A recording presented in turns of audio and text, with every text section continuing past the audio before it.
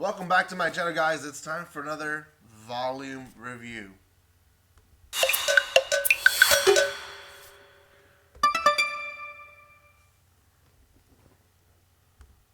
Welcome once again to my channel, guys. It is time for another volume review. Like I said, this is the second volume of Mieruko-chan. It's actually a pretty good volume, to be honest. The first one was an introduction to her life and really just how crazy it could be. The second volume, I think, was a little bit better. We actually have a new character that really adds a lot to the story. But before anything, guys, if you have not done so by now, make sure you subscribe to my channel. There will be a giveaway only if we get to 4,400. So hopefully we get there by the 15th of May, which is like a day or two away. We're like 7 people away just to get to our goal. So if we can just get there, then it would be great. Also, guys, if you want to further support the channel, you guys can follow me on social media and see what I'm posting there. A lot of upcoming stuff I'll post there first, and then I'll post it here. So, anyways, that is all, and just make sure you guys give some love to this video. The second volume of Mieruko-chan is very much based on 2 side characters, I want to say, because we do get a lot of Mieruko-chan, but Mieruko-chan is becoming more of, yeah, it's about her, but there's other characters as well. So the first one is her friend Hana, and we've actually met Hana before already. Hana essentially has a special gift where she attracts the worst of the kind of demons, at least in the eyesights of Mieruko-chan.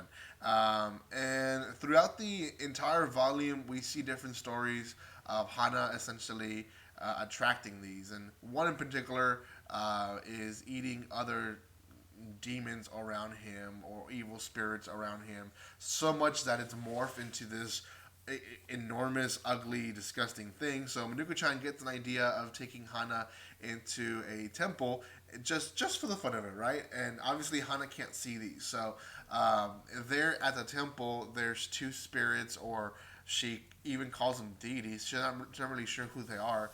They show up and destroy this demon and essentially make sure it's not alive anymore. And Hana feels like a load is off because a huge load is off. Now, I don't know who the spirits are, but they are in the back of the cover, so we do see them there in the back of the cover.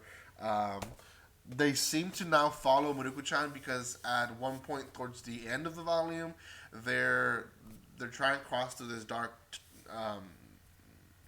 tunnel, and there's also another big demon, and they also protect them from it. So it seems like she's now attracted these maybe guardian angels.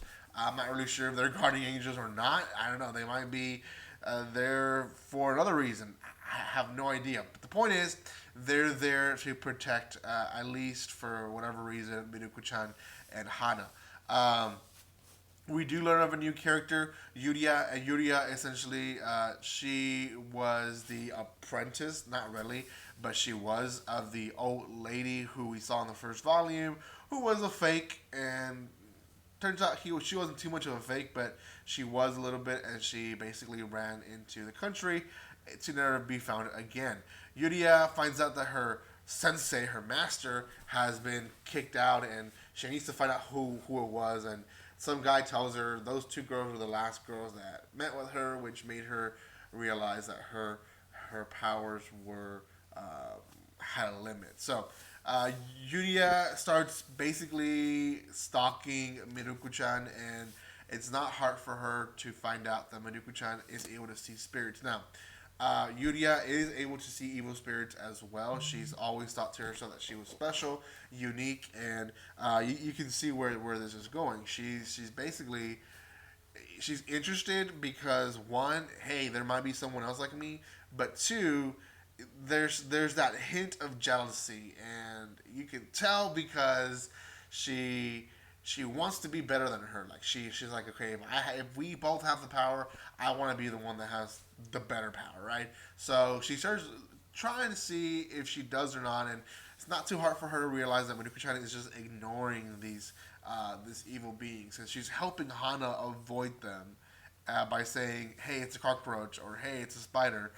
So Yuria finds out pretty fast that she is. So she at one point brings her into a closet in the pretends that she's gonna help her to clean, and Yuria presents herself. She introduces herself to Mieruko-chan and says, "Hey, I'm Yuria," and then she kind of tries to force it out of her, like, "You can see them, can't you?"